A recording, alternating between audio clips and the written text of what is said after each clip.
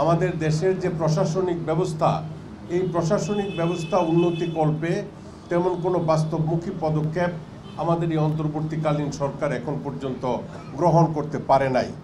অবশ্য আপনারা নিশ্চয়ই অনুধাবন করে থাকবেন, দীর্ঘ 17 বছর একটা রাজনৈতিক দল ক্ষমতায় ছিল এবং তিনি সেই রাজনৈতিক দল তাদের অনুসারীদেরকে বিভিন্ন জায়গায় এই দীর্ঘ 15-16 বছর বয়সে এমনভাবে বসিয়েছে যে আজকে মনে করেন যে উপজেলা প্রশাসন থেকে জেলা প্রশাসন এবং এর উপরেও তাদের সব রিক্রুটরাই এখন পর্যন্ত আছে এবং তাদের শাসনামলে মূলত 90% লোক তাদের নিজস্ব পরিচয়ের লোক না হলে কেউ কোনো রকম চাকরিতে যেতে পারতো না।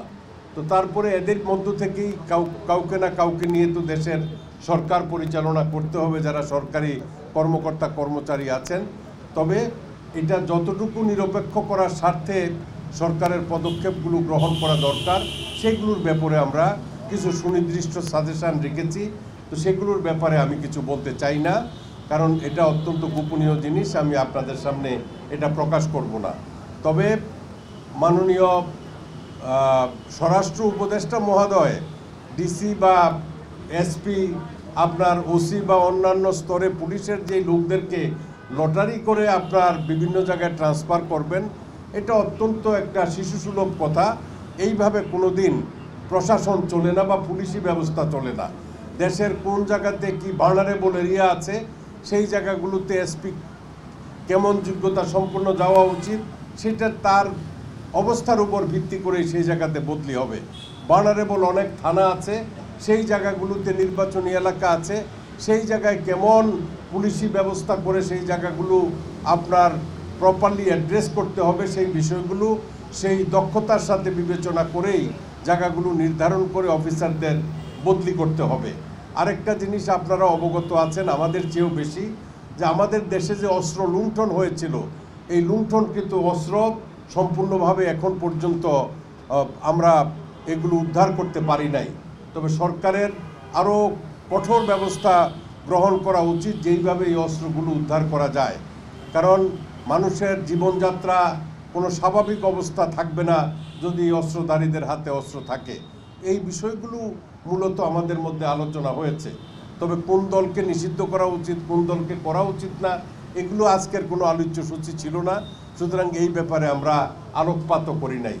তো আমি আশা করব আমরা যারা নির্বাচনের পক্ষে, আমরা নির্বাচনের একটা পক্ষ শক্তি হিসাবে অবাধ, সুষ্ঠু, নিরপেক্ষ নির্বাচন, যাতে প্রধান উপদেষ্টা মহোদয় একটা দৃষ্টান্তমূলক নির্বাচন করবেন বলে তিনি জাতিকে আশ্বস্ত করেছেন।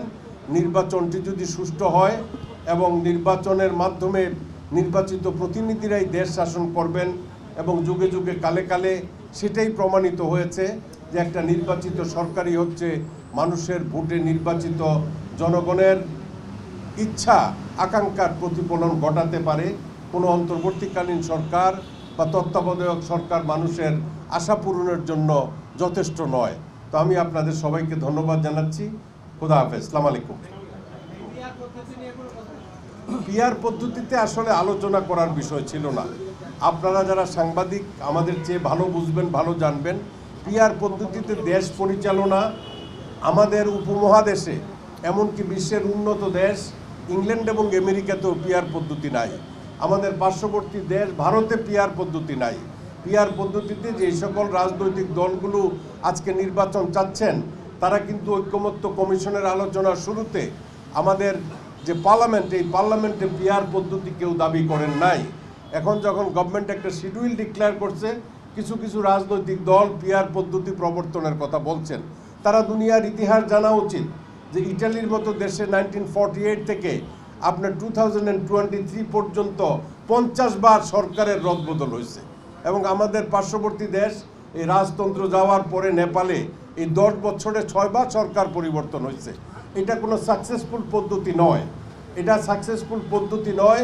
সেই কারণে আমরা যারা দীর্ঘদিন রাজনীতির সাথে সম্পৃক্ত, আমরা মনে করি যে আমাদের দেশে আসনভিত্তিক নির্বাচন, নেতা নির্বাচন করবে, এলাকার নির্বাচিত হবেন ওই এলাকার যারা ভোটার আছে তাদের ইচ্ছার উপরে, একটা দলের মার্কার উপরে ভোট দিবেন আর নেতারা সংসদ সদস্য পাঠাবেন। এই পদ্ধতি কিন্তু আমাদের দেশের শতভাগ লোক বিশ্বাস করে না। এই পিআর পদ্ধতি আমাদের কাছে পরিচিত না, এবং তিনি মাওলানা সাহেব আমার আগে যে কথা বললেন, ওনার নামটা আমি ভুলে গেছি, উনি যেখানে যান পিআর পদ্ধতির কথাই বলেন। তো সেই পদ্ধতি বলতে উনি কি বুঝাইতে চাইছেন সেটা উনিই বলতে পারেন। তবে আমরা পিআর পদ্ধতির পক্ষে না, আসন ভিত্তিক নির্বাচনের পক্ষে, এবং বাংলাদেশের যারা মানুষের কাছে পৌঁছার মতো আপনার দক্ষতা অভিজ্ঞতা আছে তারা কেউ কোনোদিন পিআর পদ্ধতি চাইবে না, আনুপাতিক হারে নির্বাচিত প্রতিনিধি হোক সেটাকে সমর্থন করবে না। আপনাদের সবাইকে ধন্যবাদ।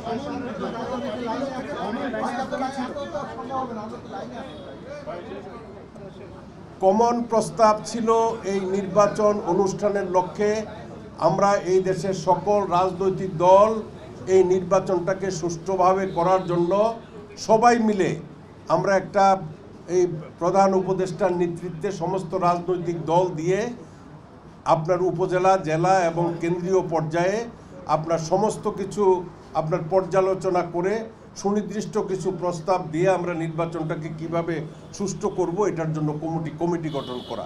এই প্রস্তাবের সাথে আমরা মোটামুটিভাবে সবাই ঐক্যমত পোষণ করেছি। জি বলেন।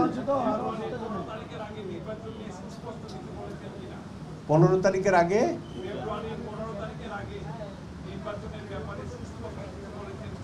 সুস্পষ্ট, এটা তো ইলেকশন শিডিউল যেটা ডিক্লারেশন হবে নির্বাচন কমিশন দেবে, এর বাইরে উনি তেমন কিছু আমাদেরকে বলেন না।